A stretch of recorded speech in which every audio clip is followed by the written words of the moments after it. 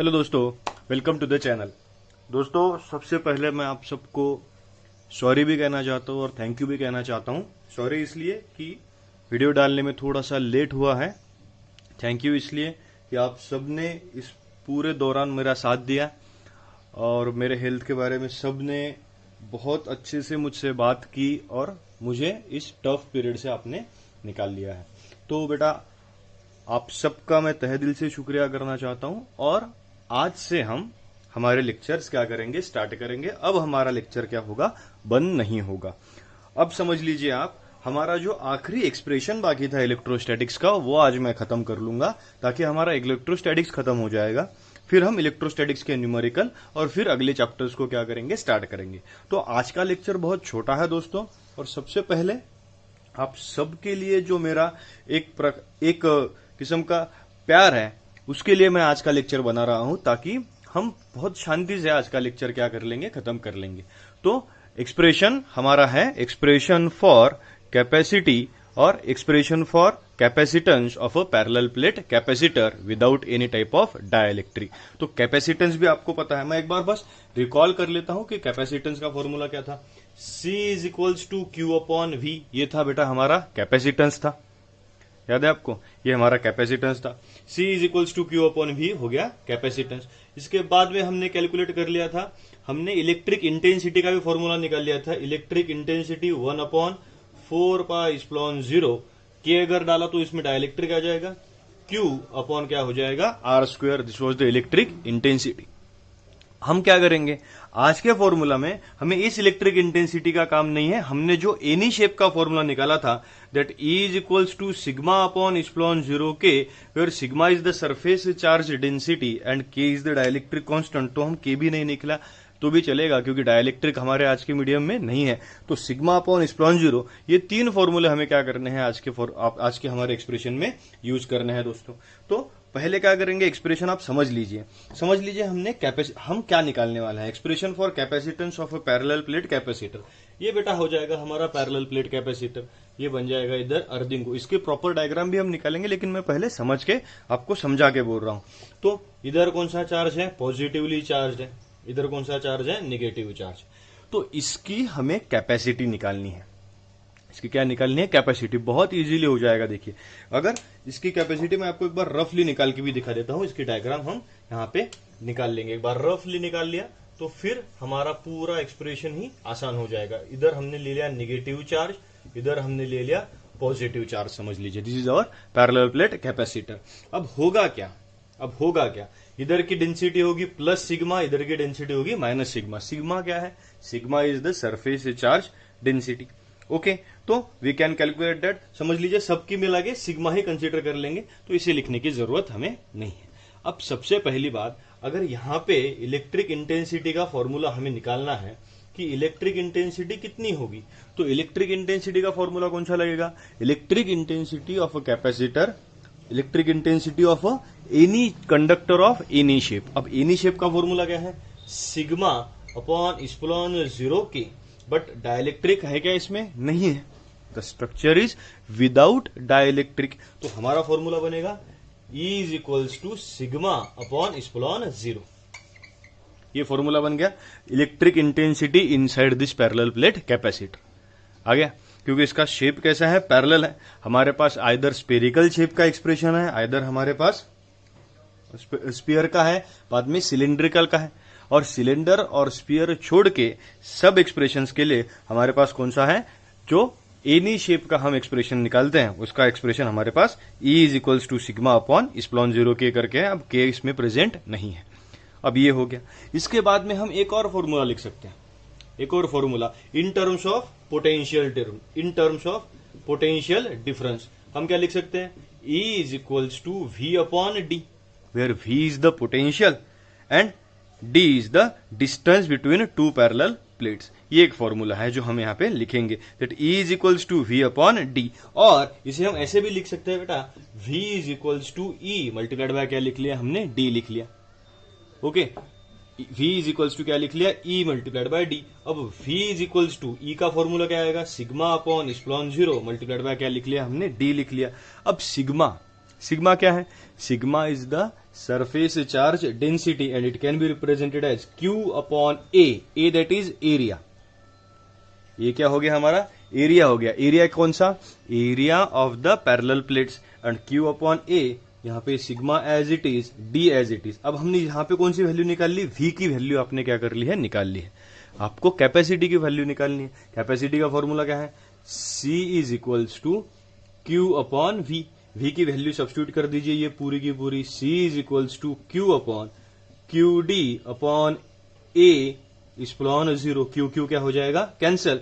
और आपका C का फॉर्मूला बनेगा C is equals to, epsilon 0 ऊपर जाएगा ना, ओके, तो A इप्सिलॉन 0 अपॉन क्या बन जाएगा? D। बन गया एक्सप्रेशन। एक्सप्रेशन ही खत्म हो गया, आपका एक्सप्रेशन ही खत्म हो गया। एक बार मैं फिर से रफली बताता हूं कि हमने किया क्या है।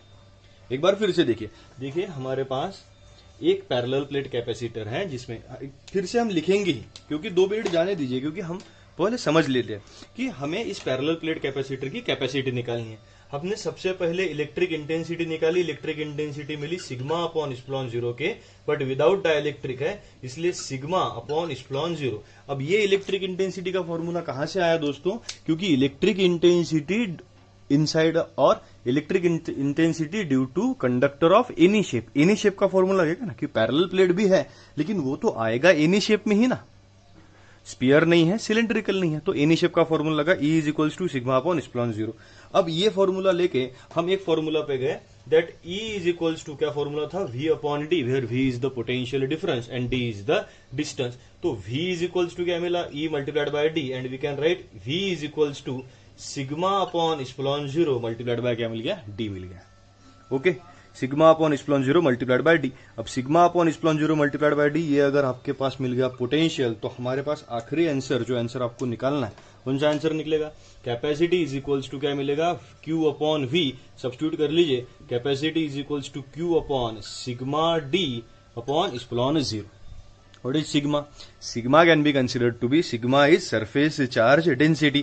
Q upon A भी लिख सकते हैं इसे, तो हम यहाँ पे लिखेंगे C is equals to Q upon A epsilon 0 multiplied by D। Q क्या हो जाएगा? कैंसल। देयरफॉर Q कैंसिल अगर हो गया, A इप्सिलॉन 0 न्यूमरेटर को जाएगा, A इप्सिलॉन 0 अपॉन क्या मिल जाएगा? D। This is the capacity of this particular parallel plate capacitor.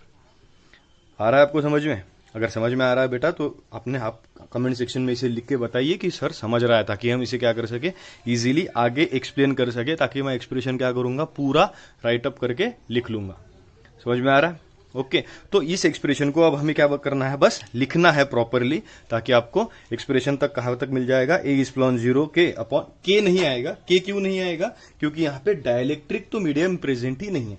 अगर इसमें डाइलेक्ट्रिक मीडियम प्रेजेंट है, ऐसा अगर हम लिखेंगे, डाइलेक्ट्रिक मीडियम प्रेजेंट है अगर ऐसा हम लिखेंगे, तो सीधा सीधा यहाँ पे एक फॉर्मूला क्या आएगा? A epsilon 0 K upon D।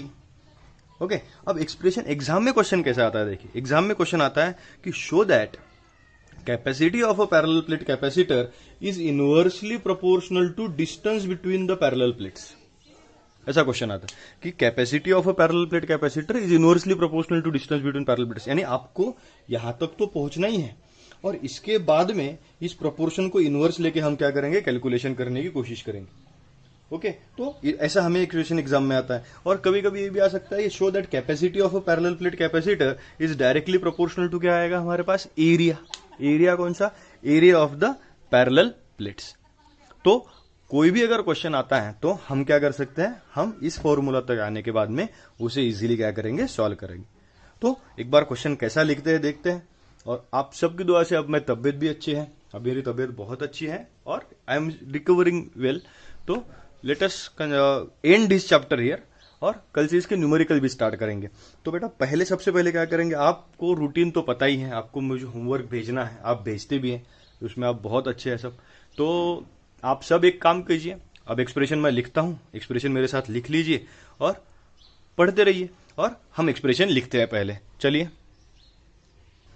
देखिए बेटा, एक्सप्रेशन का फर्स्ट पार्ट हम लिख रहे हैं। यहाँ पे क्या लिखा है हमने? सबसे पहले यहाँ पे कि डायग्राम पहले हमने निकाल लिया है। डायग्राम में हमने कंसीडर कर लिया है कि एक पैरेलल प्लेट कैपेसिटर है, सपोज, जिसपे हमने क्या कर लिया?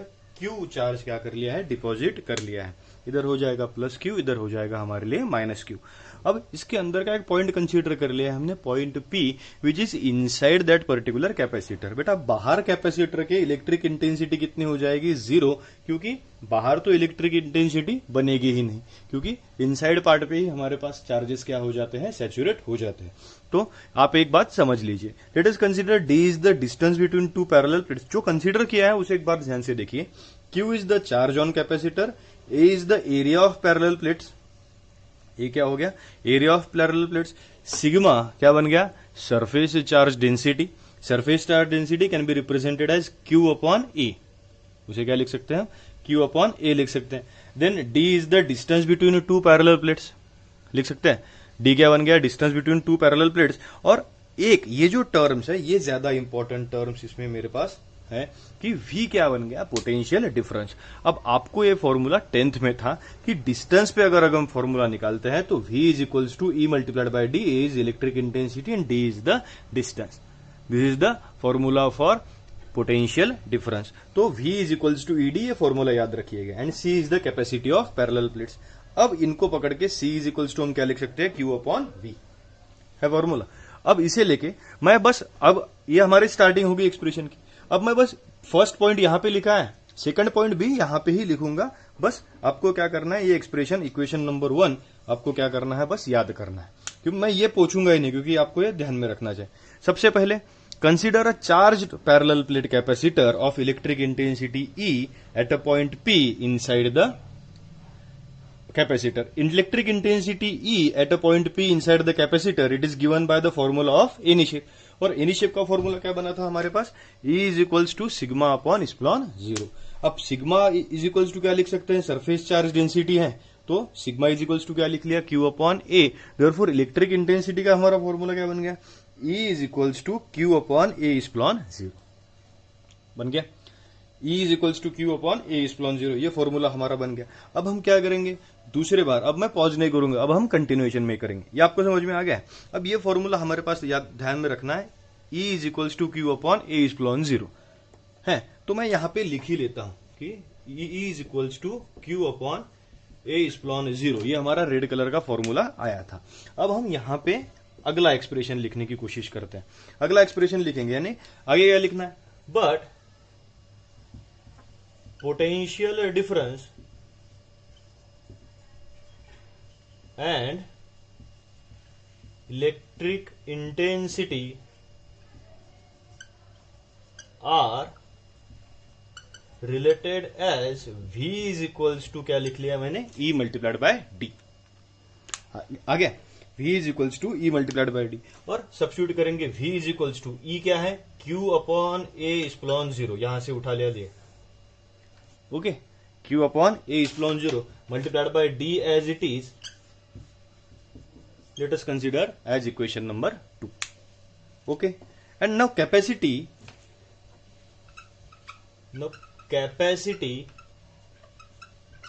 Of parallel plate capacitor, capacity of parallel plate capacitor, it is given as, क्या मिलेगा कैपेसिटी में, C इज इक्वल्स टू क्या फॉर्मूला मिला, Q अपॉन V।